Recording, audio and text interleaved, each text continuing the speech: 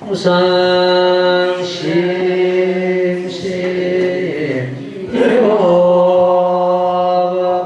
백천만경난요 아거문경득수진 우레열의 진심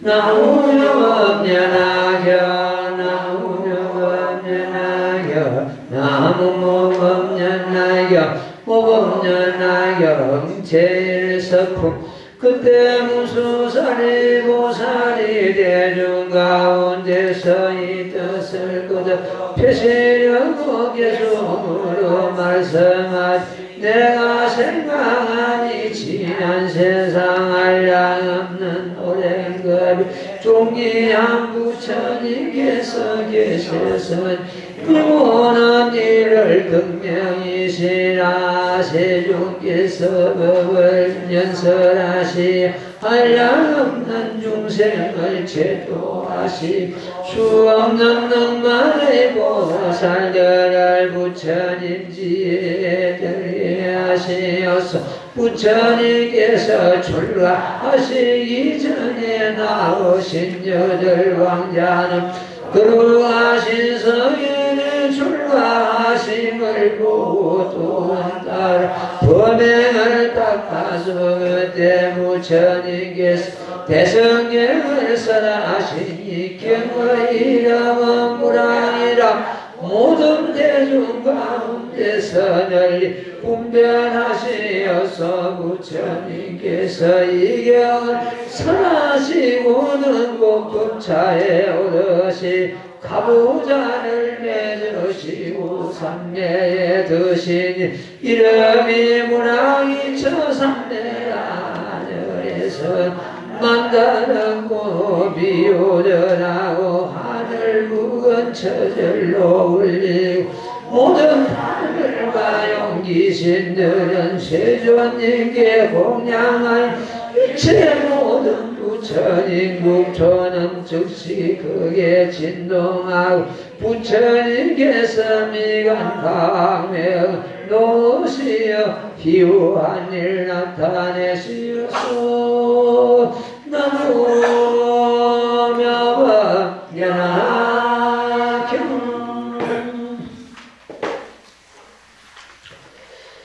앞에 장문에서도 밝혔습니다. 장문에서 밝히신 그 내용을 다시 문수보살께서 개송으로 다시 밝히는 그런 내용입니다. 지금 이 개송 우리가 독행한 이 개송 이대로 지금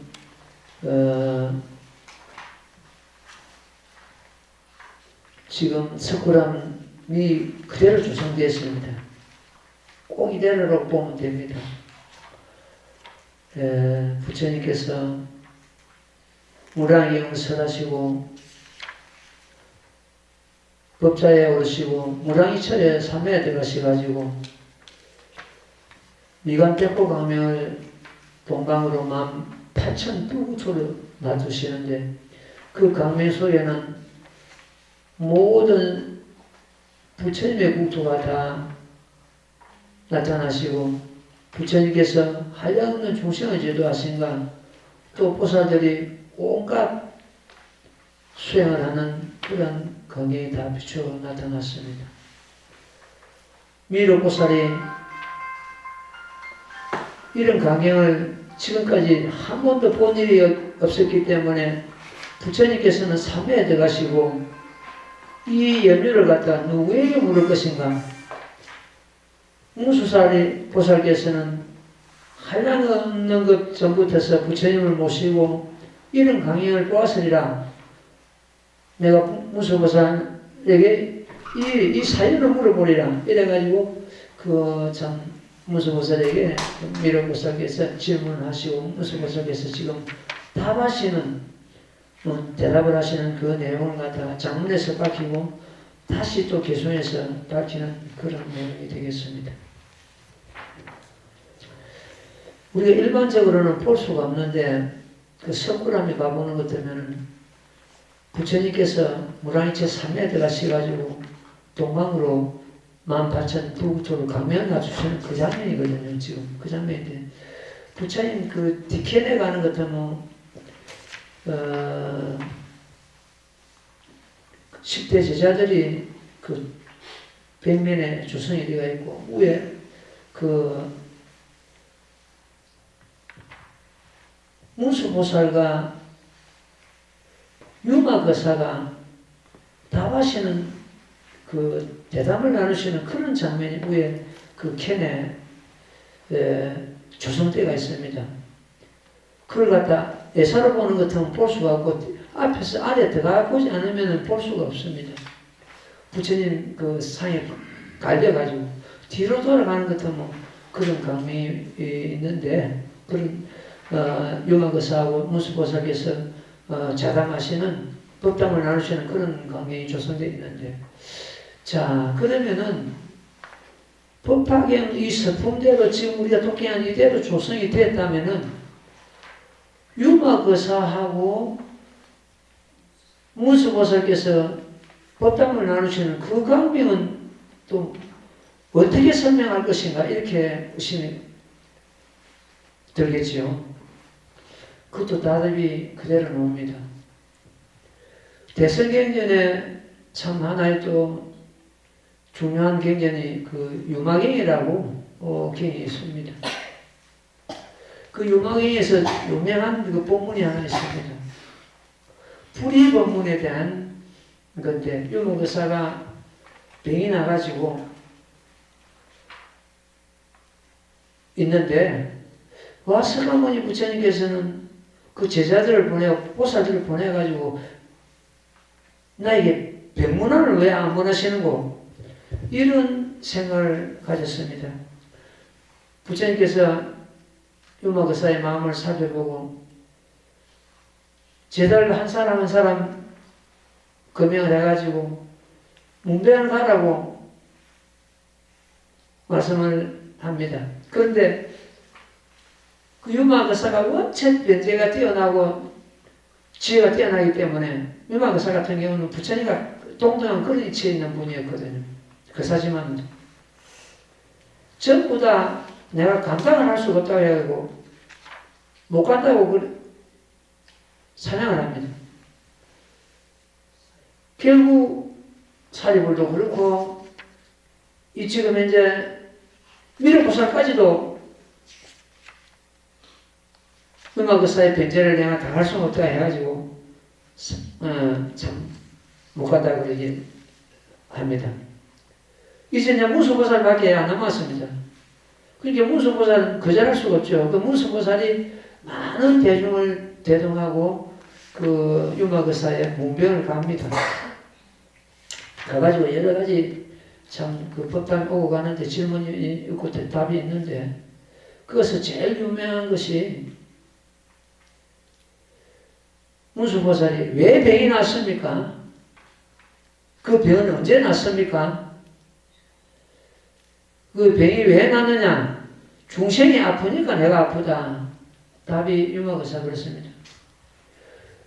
병은 언제 났습니까? 중생의 병이 나면 나의 병도 낫는다 이렇게 다.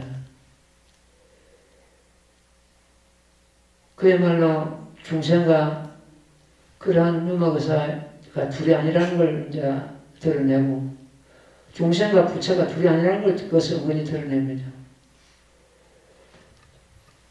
유마거사가 그 유명한 질문이 있습니다.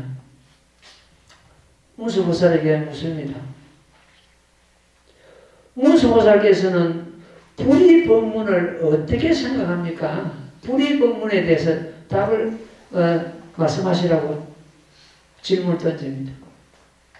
그러니까 문수보살이 일체언도단이요 불의법문에 대한 답입니다. 일체언도단이요 신행처럼 내립니다. 이렇게 대답을 합니다.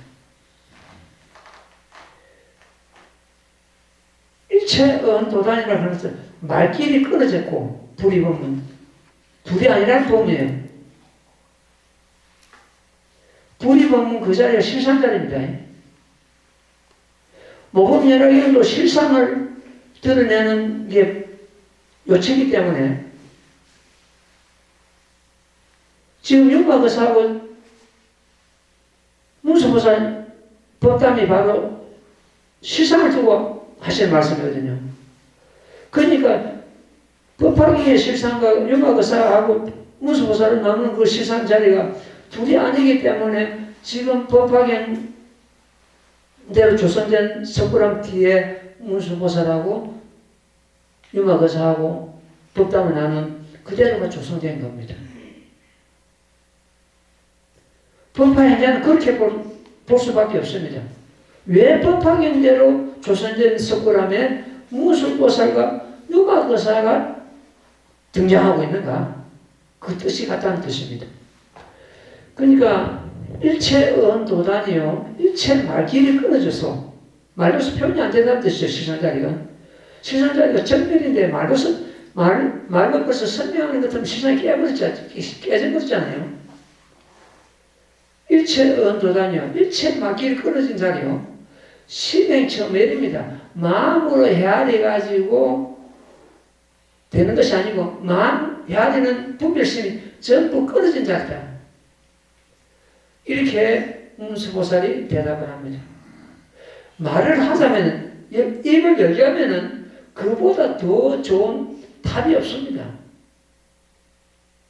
일체언도단이요 심행처멸입니다. 기막힌 답이 나왔죠. 문수보살이 윤마거사에게 이제 묻습니다. 윤마거사는 불이법문을 어떻게 봅니까? 어떻게 생각합니까? 이걸 딱 다물어 버립니다. 입을 다물어, 문수보살은 입을 열어가지고 말로서 표현하자니까 일체 언도단이요 심행처멸입니다 하고 답을 했는데, 윤마거사는 입을 다물어 버립니다. 그러면 행동으로서 실상자리를 갖다가 열심히 드러냈습니다. 그 유마경의 그 내용을 보고 유마거사는 부처님과 같은 동등한 그런 이치의 강분이구나. 그걸 스님 혼자서 생각을 해봤습니다. 제가 마산에 있을 때 부처님께서 우리 그 도랑에 들어오셨는데 내가 그때 자리에서 누구 자고 있었는데 내 머리 위에 앉으시더라고요. 부처님 오셨으니까 그동안에 내가 궁금한 점이 너무 많고 묻고 싶은 점이 너무 많은데 그 질문을 하나하나 드렸더니 명쾌하게 답을 주시더라고요. 그래서 내가 실상이 뭐냐고 물었습니다. 답을 안 하시더라고요. 다른 질문은 답을 다 하시는데 실상이 뭐냐고 물으니까 입을 다무시고 그러더라고요. 실상이 뭐냐고 묻지를 않습니까 하니까 모습을 감춰버리시더라고요. 그냥 호련히 사라져버린 거예요. 내가 실상을 물어가지고 부처님과 더 대답하고 더 같이 있어야 되는데 입을 열어가지고 실상을 물어가지고 부처님께서 그만 가셨다 싶어가지고 너무 안타깝니다. 눈을 깜짝 떠보니까 비몽사몽간에 지나가는 어떤 그런 경험이었습니다. 그래 일어나가지고 새벽에 예불을 하면서 그 내용을 잠시 전에 있었던 그 내용을 갖다 자꾸 꼬시고 보는 거예요. 다른 질문은 답을 명쾌하게 하셨는데 실상이 뭐냐고 물었을 때 입을 다무셨고 실상이 뭐냐고 묻지를 않습니까 하니까 자기 모습을 부엉으로 사라져버린 거예요. 윤마거사가 입을 다문 것과 부처님께서 입을 다무신 것하고 다를 바가 없지 않습니까? 그것도 실상자입니다. 말길이 끊어졌다는 표현이거든요. 새벽에 예불을 보면서 실상을 비로소 이제 어렴풋이 이제 깨닫게 되고 찾게 되는 거예요. 너무 깊어가지고 그 새벽 예불이 그냥 한이에 찬 그런 예불을 맞춰 며칠 거기에 참 연수되더라고요. 바로 그 자리입니다. 자기 몸으로서 실상자를 그대로 지금 선포하신 거 아닙니까? 유마사도 그렇고 부처님께서도 그렇고. 그래서 그 실상이란 그 뜻이 난법이 있다 그래도 실상에 드는 문입니다. 난법이 있다 그래도 가난 대장이 쉽게 말해서 법학용으로 드는 문입니다. 계란입니다.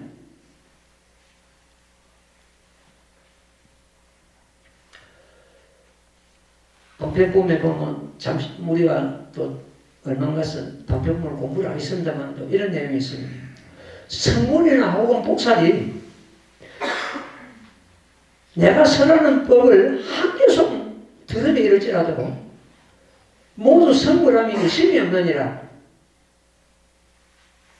이 모범연합은 한 개som 들을지라도 들으며 이럴지라도 성불함이 의심이 없다고 이렇게 말씀하셨고, 만약 이 법을 듣는 자 있으면 실상법입니다. 실상법을 듣는 자 있다면은 모두 이미 성불하였노라. 이렇게 중생 성불을 부처님께서는 확실히 보장하고 계십니다.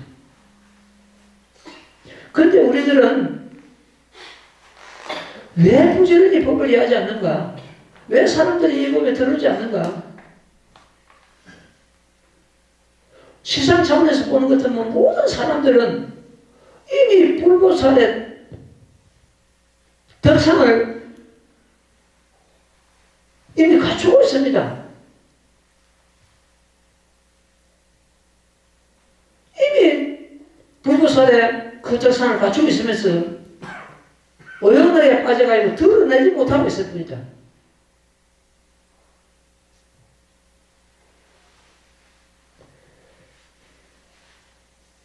모든 사람들이 책상에 눈을 보고 귀로 듣고 책상에 마음을 팔아가지고 자기 가운데 이미 성향이 머물고 있는 걸 알지 못하고 진종일 밖에서 내달리고 설치고 있습니다. 무슨 기도를 하면서 산신 기도를 한다, 지장 기도를 한다, 무슨 기도를 한다 해서 하면서 매달리고 은총받고 손성지되고 내 자식 인류대학하고 어쩌고 저쩌고 이런 식으로 해가지고 그 자기 가운데 머물고 있는 성향을 갖다 까맣게 모르고 있을 뿐이다.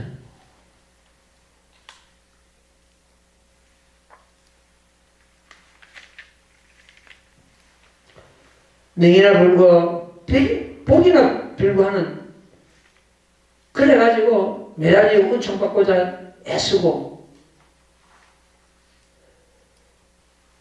자기의 그 어떤 마음의 실상을 깨달으면 그런 문제는 자연스럽게 해결하는데 그 적은 것에 우리 매달리고 있다. 그래서 그렇게 작은 것에 매달리는 것 갖다가 내가 그런 어떤 무슨 책과 소식지고 표현을 했을 겁니다.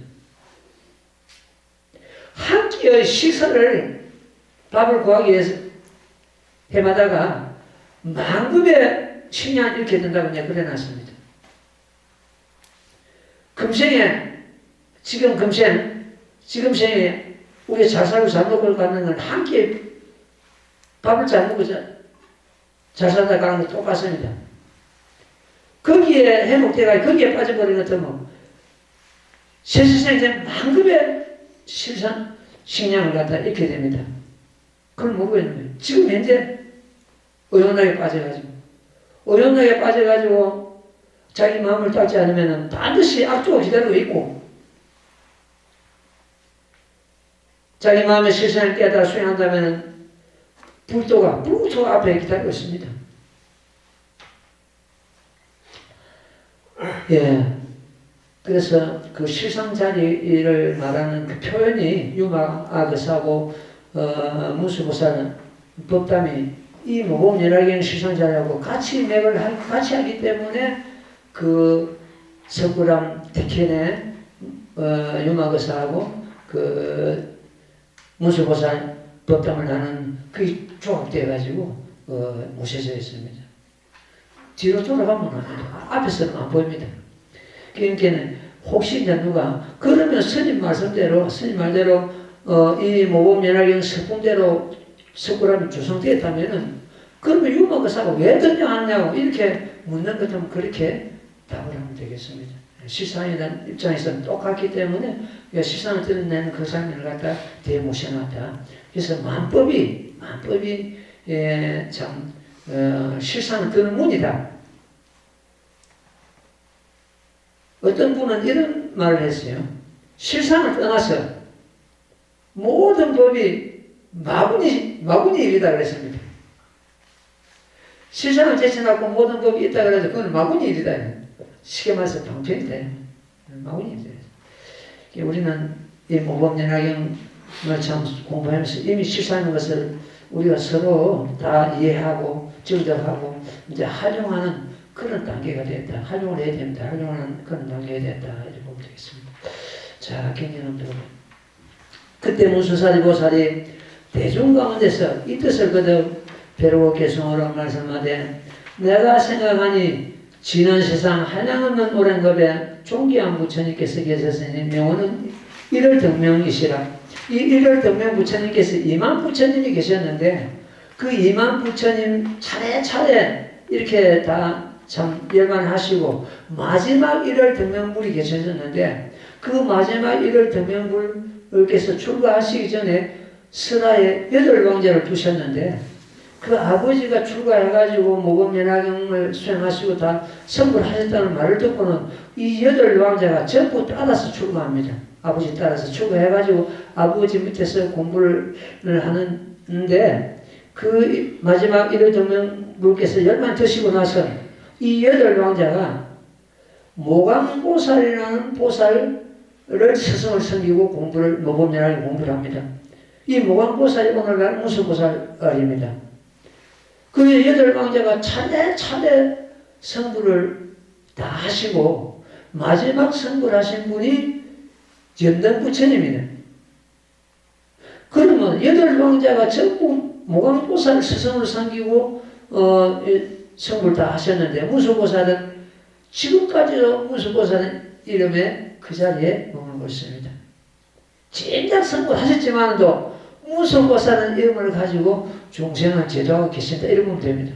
자기 제자들은 전부 성불하셨는데 심지어 미륵보살 다음에 성불하신 미륵보살도 무수보살 제자거든요. 어거생이 이런 정명을 쳐서 무수보살의 제자인데 미륵보살은 다음 생에 성불하지만은 무수보살은 이름을 가지고 계속 중생 제도함이 끝이 없는 거예요. 그러니까 부처님을 성불하셨든지 성불 안 하신 보살 이치에 있든지 중생을 제도하면 불보살이 똑같다는 뜻입니다. 우리도 역시 그 일을 해야 됩니다. 성불을 내가 하고 못하고가 문제가 아니고 성불을 했든지 못했든지 이 모법을 수행하고 중생 제도하고 이 법을 폐고하는 것은 똑같다는 뜻입니다. 의미가. 그 무수보살이 그걸 지금 참 증명하고 계시죠. 세종께서 법을 연설하시어 한량없는 중생을 제도하시고 수없는 억만의 보살들을 부처님 지혜에 들게 하셔서 부처님께서 출가하시기 전에 나으신 8왕자는 거룩하신 성인의 출가하심을 보고 또한 따라 범행을 따가서 그때 부처님께서 대성에 설하니 경의 이름은 무랑이라 모든 대중 가운데서 널리 분별하셔서 이런 가정이 시방제불이 똑같습니다. 이렇게 법을 설하시고 경전을 설하시는 그 가정 어떤 부처님께서도 이 법을 설하시기 전에는 무랑경을 설하시고 무랑에서 삼에 들어가셨다가 누워가지고 삼에서 일어나셔가지고 이 모범연화경이 설하게 되어 있습니다. 어떤 부처는 똑같습니다. 그러니까 지금 현재 이 경우는 시방제불이 이 모범연화경이 설하는 과정이 똑같다 이렇게 보면 되겠습니다. 모든 대중 가운데서 널리 분별하시어서 부처님께서 이 경을 설하시고는 꼭 법자에 오르시어 가부제를 매시고 삼회에 드셨으니 이름이 무랑이처 삼회라. 하늘에서 만다라고 비오듯 하고 하늘 부근 제절을 올리고 모든 하늘과 영 귀신들은 부처님 세존께 본향하며 일체 모든 부처님의 국토는 즉시 크게 진동이 일어나고 부처님께서 미간 강명을 넣으시어 희와 늘 나타내시었소. 오늘은 그 원어대사께서 법화경 종료서라는 해설집을 남겼습니다. 분량이 많지는 않습니다. 많지는 않은데 그 짧은 글에서 법화경의 중요한 핵심을 드러내고 있다는 거예요. 맨 처음에 이 스님은 지금 20, 30년 전에 벌써 그 법화경 종료서를 봤는데 깜짝 놀랐습니다. 어느 대사가 정말 대단하신 분이구나.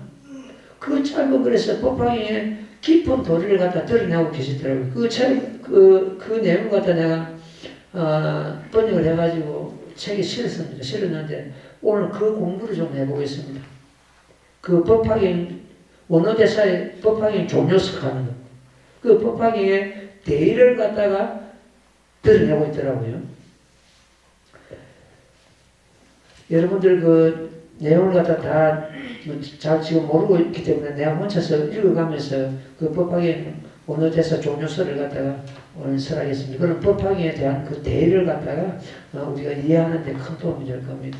그래서 그렇게 보는 것 같으면은 이미 1300년 전의 인물인데 그때 신라국에는 법화경이 널리 유통되고 있었다는 증거고 또한 그 당시에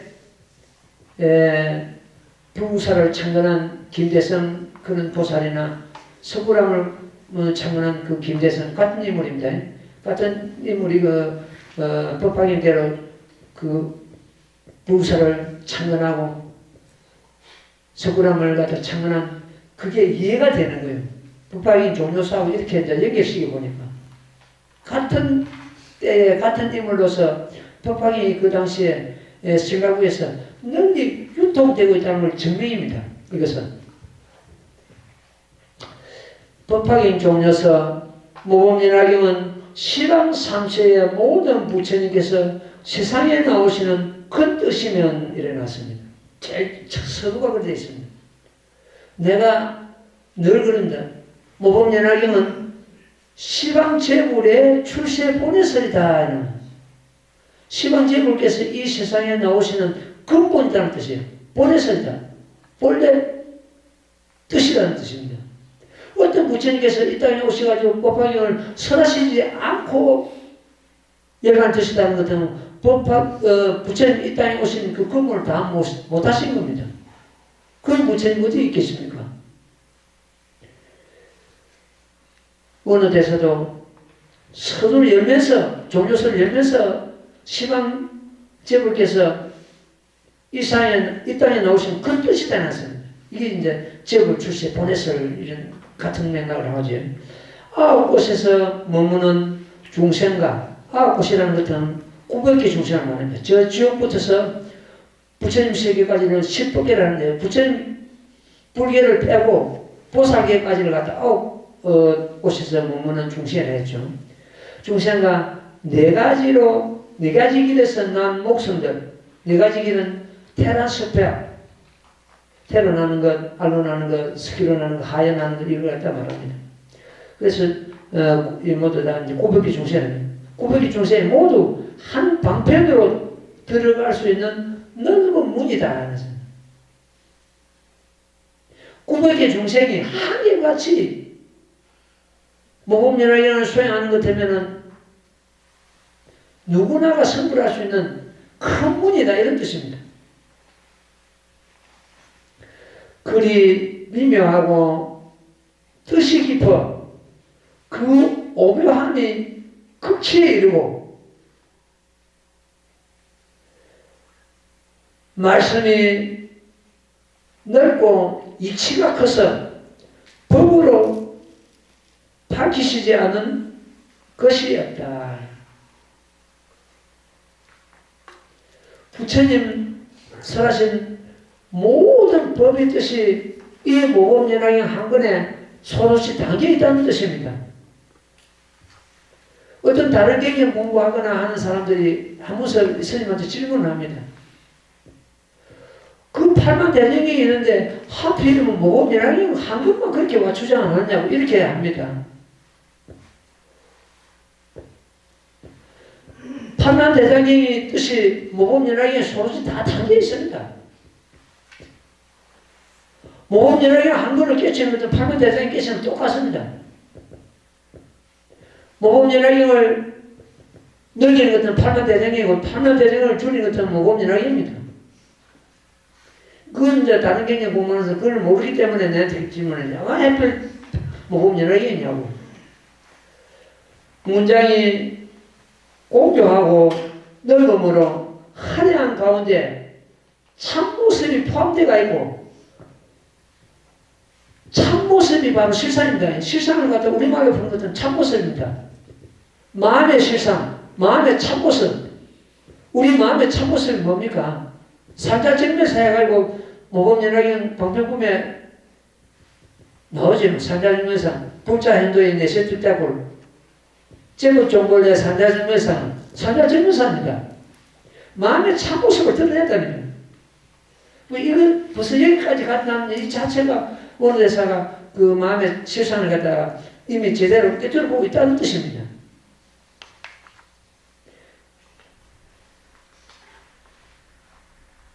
마음의 문장이 공고하고 넓음으로 화려한 가운데 참모습이 포함되어 있고 뜻의 이치가 깊으면 커서 참된 모습 가운데 방편을 놔두셨다.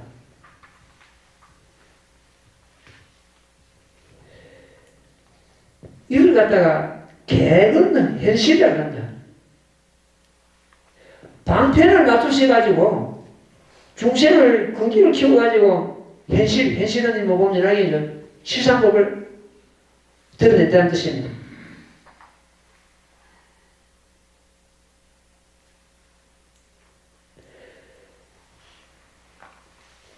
정문의 도래는 개근 현원이라고 합니다.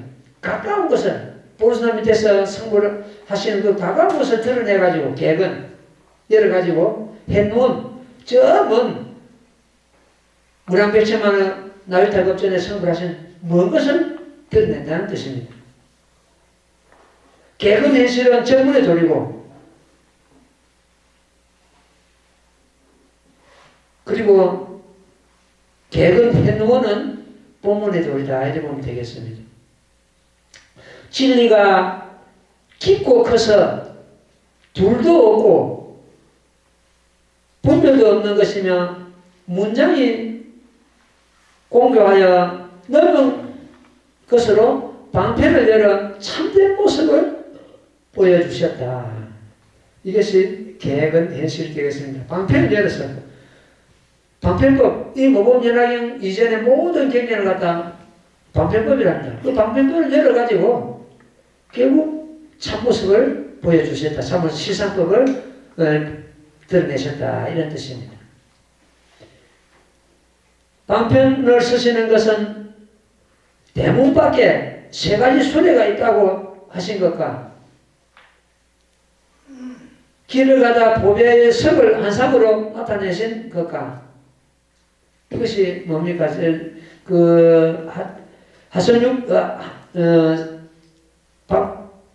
비유품에 보는 것 같으면은 그 불난집에 있는 그 자식들을 갖다가 세 가지 수레를 줄 테니까 빨리 나오느라 해가지고 끌어내는 경우도 있죠. 그 말입니다. 방편을 쓰는 것은 대문 밖에 세 가지 수레가 있다고 하신 것과 길을 가다가 보배성을 한상으로 나타내신 것, 이거는 하선육품에서 그 하성을 지어가지고 중생들을 갖다 잠시 쉬게 하는 그런 경우였죠. 예. 이것이 이제 방편을 쓴다는 거. 그래가지고 실상 일부 성법을 이해하고 깨닫기 위해서 방편을 쓰시다는 그런 뜻입니다.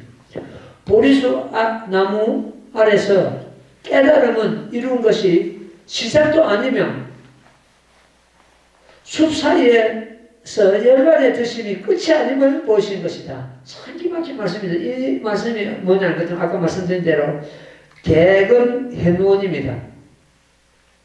보리수나무 밑에서 유명한 고연을 하시고 성을 하신 그 모습이 시작도 아니고 처음도 아니고 사라산소 밑에서 열반의 모습을 보시는 것이 끝이 아니다. 이미 한량없는 아선지급전에 승부하셨고 또 한량없는 그 상주분을 하신다고 선언하셨습니다. 그러니까 보리수 나무 밑에서 성불하심을 보이신 것을 갖다가 방편골이라고 합니다. 방편으로서 중생을 제도하기 위해서 6년간 고행하시고 성도하심을 보이신 것은 그렇다. 방편이다. 이미 나는 백천만 아선지급전에 성불한 보부였다. 중생 제도하기 위해서 그런 방편을 보였을 뿐이다. 너희들도 나처럼 이렇게 고행을 하는 것도 6년간 고행하는 것도 다 성불할 수 있다. 이걸 보이셨거든요.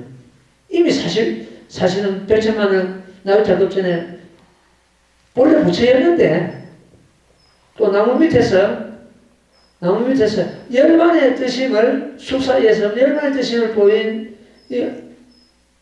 뜻임이 끝이 아님을 보이신 것이다. 이걸 갖다가 사라상수 밑에서 성수 80의 열반의 모습을 보이셨습니다. 이 몸을 버렸습니다. 그런데 그는 진정한 열반이 아니다. 중생을 제도하기 위한 하나의 방편열반, 그걸 방편열반이라고 합니다. 방편보리, 방편열반, 이것이 열의 수량품이 있기 때문에 유선입이 됩니다. 나는 열반 들지 않는다. 상경을 한다. 항상 여기 머물고 있다. 영치상 그 다른 모든 곳에 머물고 있다. 이렇게 선언하셨습니다. 그러니까 그 열반의 모습을 보이시면 방편일 뿐이다. 이걸 다 방편열반이다. 이렇게 이루고 있습니다. 이런 도리까지 원어대사께서 깨뚫고 글로서 이렇게 남겨주신 거예요. 또 한 번요. 아래서 나는 것, 젖은 곳에서 나는 것, 의탄 없이 나는 것, 뱃속에서 나는 것, 이걸 다 테라스파 사생 중생이라고 합니다. 모두 테라스파 이 중생들 모두 내 자식이요. 이성도 장차 모두 부처를 만들 수 있고 띠글 같은 수요로도 부처의 목성을 헤아리지 수명을 헤아리지 못하며 그분이 불러도 이경을 설하시는 땅을 불태우지 못하게 하신 것이니 이것이 문장의 기본이라 이런 것이다. 참 그 말이 너무너무 참 적절하고 교묘하게 이 뜻을 드러낸 거예요. 테란스파 사생칠지 모든 중생이 나의 자식이요. 이승도 장차 모두 부처를 만들 수 있고 이 모범연학의 특성이 딱 두 가지가 있습니다. 제일 첫째 이성작불입니다. 이성은 성문연가를 말하는데 다른 경에서는 이성작불 허용이 안 됐습니다. 사리불을 비롯한 12,000아란이 전부 이성입니다. 전부 여기서 선구수기 다 받았거든요. 모범연학에서. 그래서 이성작불은 모범연학에서만 허용된 문이다. 모범연학에서만 있는 그런 책입니다. 그 다음에 구원실성, 모범연학형 이미 문학백제만은 한양없는 문학백제만은 나루타급전에 선구는 본물이다 선언하시잖아요. 그다음에 구원실성이라고 해요. 구원급에 이미 내 선구는 본래 부처다. 이거는 타경전에서는 도저히 예볼 수 없고 찾아볼 수 없는 경우입니다. 흔히들 한경이 법화경보다 더 이다한 경제라고 지금 참선하는 사람들이 이러고 있는데 헛말입니다. 따라가면 안 됩니다. 한경에서는 이성을 갖다가 영원히 성불 못하는 뽀꼬조자라고 했습니다. 차라리 지옥 중생이 성불하는 이 있더라도 이성은 영원히 성불 못한다. 그 영원히 성불 못하는 그 뽀꼬조자와 같은 그 이성들이 모범연학에 들면서 전부 성불합니다. 그래서 모범연학이 황경보다도 훨씬 위대하다는 겁니다. 그리고 황경 설하실 때는 듣는 불자들이 전부 기머거리와 같다 했습니다. 기머거리와 같다는 이해를 못했다는 뜻입니다. 이해를 못했다면 제도가 안 됐다는 뜻입니다. 그런 중생들이 모범연학에 와서는 전부 성불 못한 한 사람도 없느니라 이렇게 잘라놨지 않습니까? 그래서 모범연화경이 그야말로 이성작불 구원실성은 모범연화경에만 있는 그러한 특성이다. 이렇게 보면 되겠습니다. 둘이 아님이라 말한 것은 오직 한 가지 큰 일이신 부처님 직에는 들어오게 하여 이에 없고 다름없는 진리를 알게 하여 증명하게 하실 까닭이다. 이 말씀 무슨 말이냐는 것 같으면은 그 모든 중생을 갖다가 일불성으로서 이성도 아니고 이성도 아니고 삼성도 아니고 일불성으로서 중생을 갖다가 전부 제도한다는 뜻인데, 한 가지 일이라는 것은 그 일대사, 그걸 일대사 인연이랍니다. 부처님 지견을 열어서, 부처님 지견을 보게 해서, 부처님 지견을 깨닫게 해서, 부처님 지견에 들게 하시고자 이 세상에 출현하셨다. 그걸 갖다 일대사 인연이라고 합니다. 일대사 인연은 모범, 다 다른 말로서 모범연화경을 설하셔가지고 일체 중생을 부처님 지견을 인도하시고자 이 땅에 오셨다. 그 말과 똑같습니다. 일대사 인연은 사불지견, 부처님 지견을 열어서 부처님 지견을 보게 해서, 부처님 지견을 깨닫게 해서, 부처님 지견에 들게 하시고자 세상에 오신 것이 일대사 인연인데, 다른 말로서 모범연화경 설하셔가지고 전부 불지견에 인도하시고자 이 세상에 오셨다. 이런 뜻입니다. 같은 말입니다. 만약 우리들에게 부처님 지견이 없다면 어떻게 열게 할 것이요? 어떻게 보게 할 것이고, 어떻게 가져갈 것이고, 어떻게 들게 할 것인가? 내가 어느 책에서 그렇게 표현해 놨습니다. 우리에게 불지견이 없다면 어떻게 들겠느냐? 이미 불지견이 우리들에게 구족되어 있다. 이런 뜻입니다.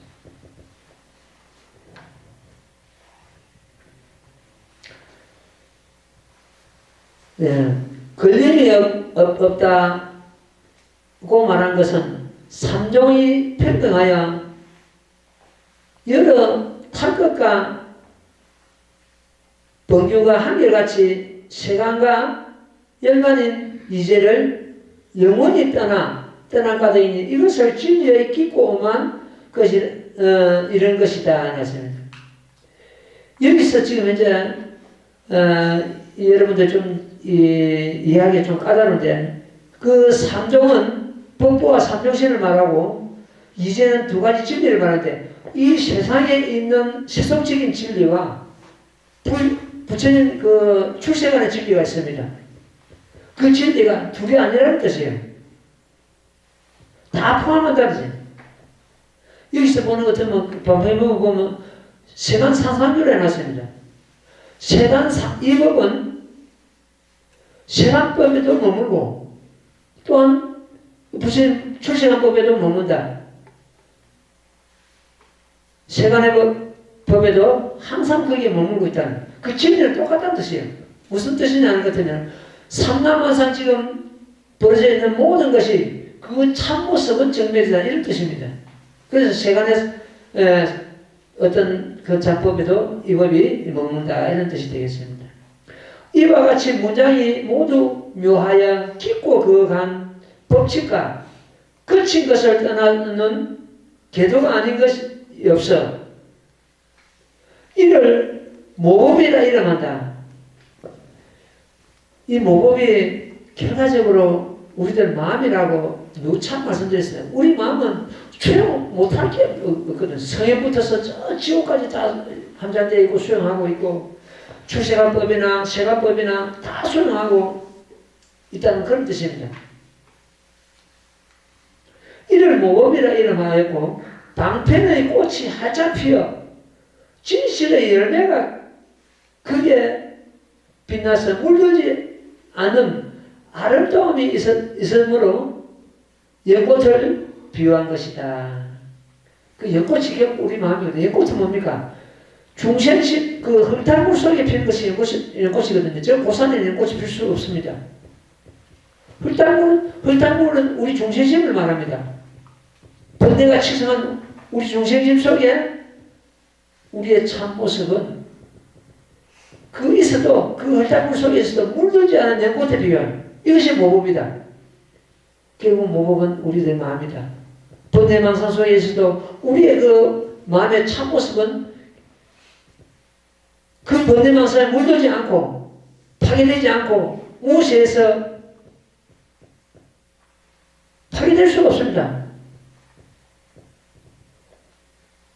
그런 것을 지금 여기서 설명하고 있습니다. 그러나 모범이 절묘하여 어찌 셋이 되고 어찌 하나가 되면 인간들은 어두운데 누가 짧고 누가 길단 말인가?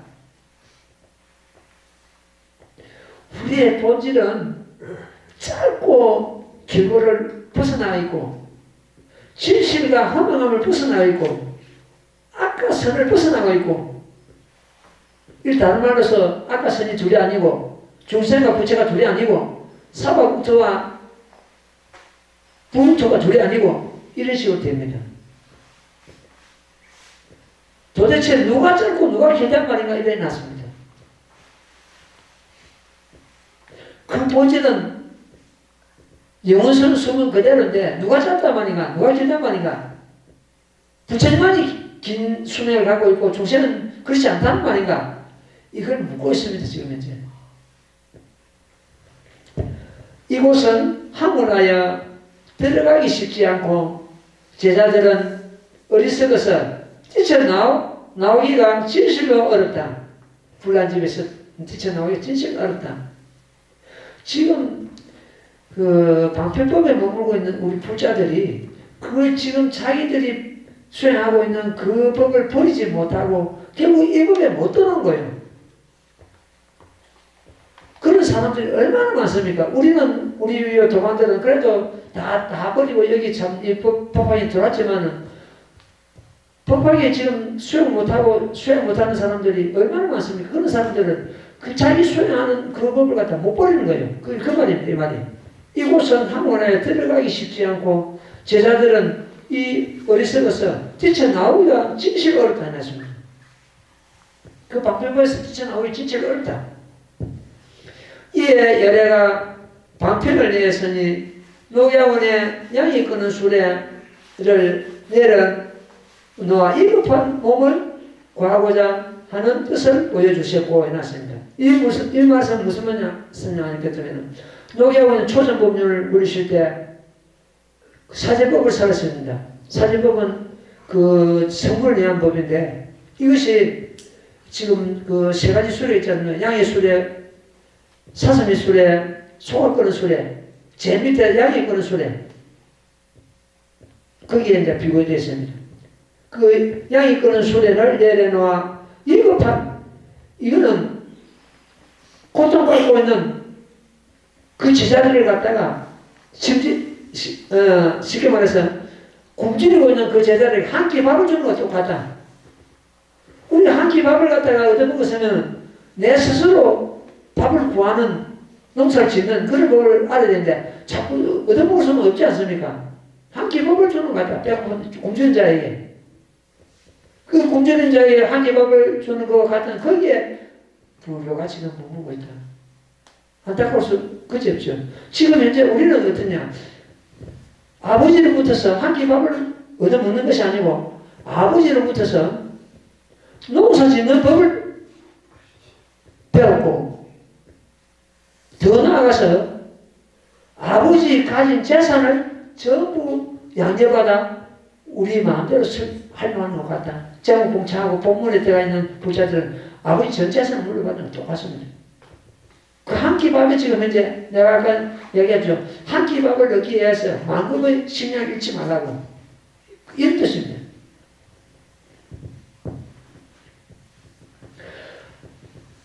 예. 영치산에서 이 모범 연합입니다. 영치산에서 흰 소를 타시어 헤아릴 수 없는 긴 목숨을 나타내셨으니 상주불륜한 모퉁을 예수님 보면서 놔두셨죠. 나타나셨으니 이는 바로 하나를 빌려 셋을 깨뜨리고 셋이 없어지자 하나마저 버렸으니 긴 것으로 짧은 것을 없애고 짧은 것이 사라지자 긴 것마저 버린 것이니 이 법을 볼 수가 없다 해놨습니다. 어떻게 참 이런 문장을 드러내고 오늘 대사가 이런 글을 지었는지 기가 막힙니다. 다시네 이대물 다시네. 이로 바로 하나를 빌려서 셋을 깨뜨리고 이 무슨 말이 하는 것 같으면은 양이 끄는 소리에 사슴이 끄는 소리에 소가 끄는 소리를 줄 테니까 너희들 나오느라 불난집에서 나오지 않습니까? 그걸 주지 않고 흰 소가 끄는 큰 소리를 전부 나눠줬지 않습니까? 그러니까 하나를 가지고 셋을 깨뜨렸지 않습니까? 셋을 깨뜨리고 셋이 없어지자 하나만 버렸다. 흰 소가 끄는 거 하나만 버렸다.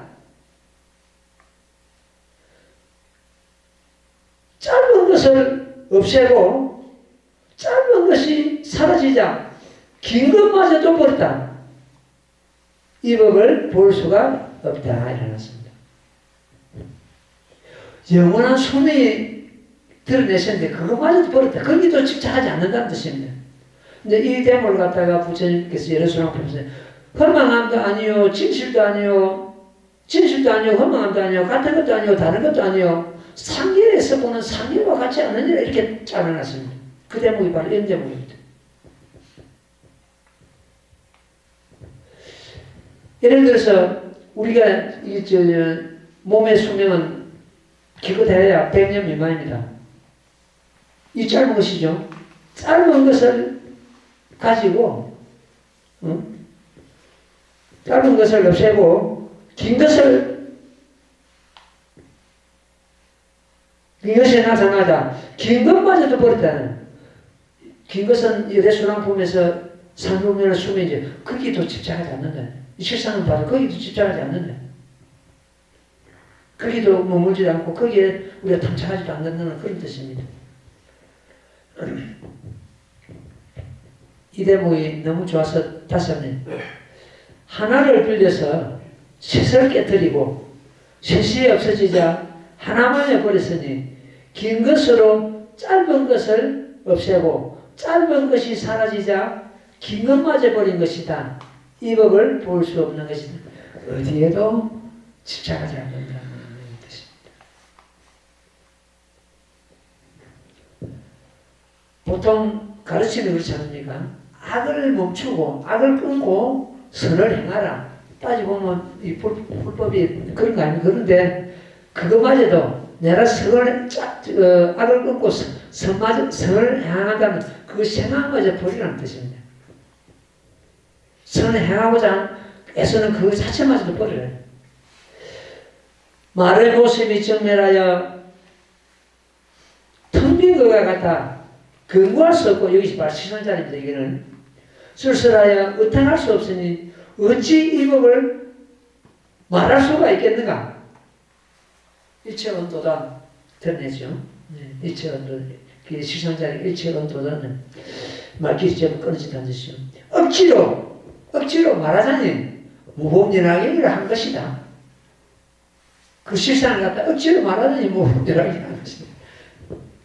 어떻게 이 재미나는 말을 이렇게 표현을 잘 하셨는지요.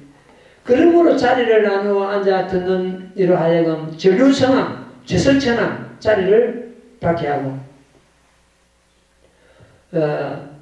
18 수의공도 표현 보는 것 같으면 이 법을 설하는데 어떤 사람이 들어왔다.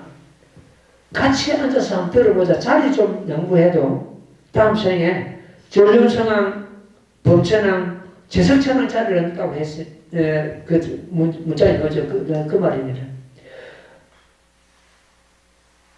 자리를 나누어 앉아 듣는 이로 하여금 전륜성함, 제설천함 자리를 받게 하여 한 기절만 들어도 듣는 사람도 이 없는 깨달음의 수리를 아울러 하셨으니 이건 아까 제가 말씀드렸습니다. 이걸 듣는 자 성불 못함이 한 사람도 없다고 이렇게 말씀하시는데 그 대목입니다. 하물며 복을 받아갖는다면 어찌 생각으로 해야 할 바가 있겠는가?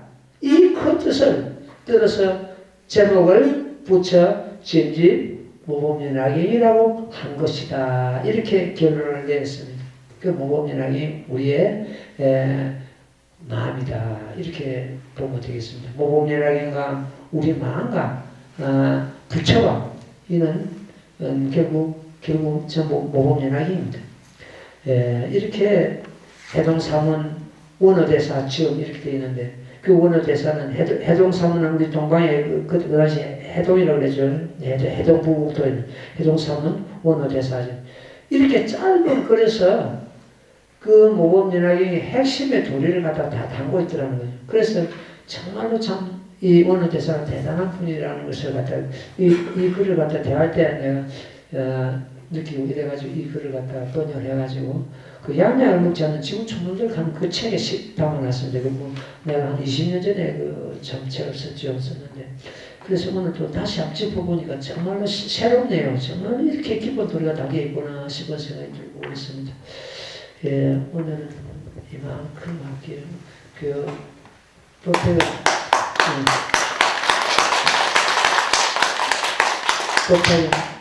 동영상에 이 대목 같다. 원어대사 법황이 종료서 그 제목 따라가지고 좀 칠도록 해주십시오. 예, 제목 공책 좀 한번 쳐. 나무 모범연하여 나무 모범연하여 나무 모범연하여 나무 모범연하여 나무 모범연하여 나무 모범연하여 나무 모범연하여 나무 모범연하여 나무 모범연하여 승불하십시오. 예, 질문 있으면 질문을 받아볼게요.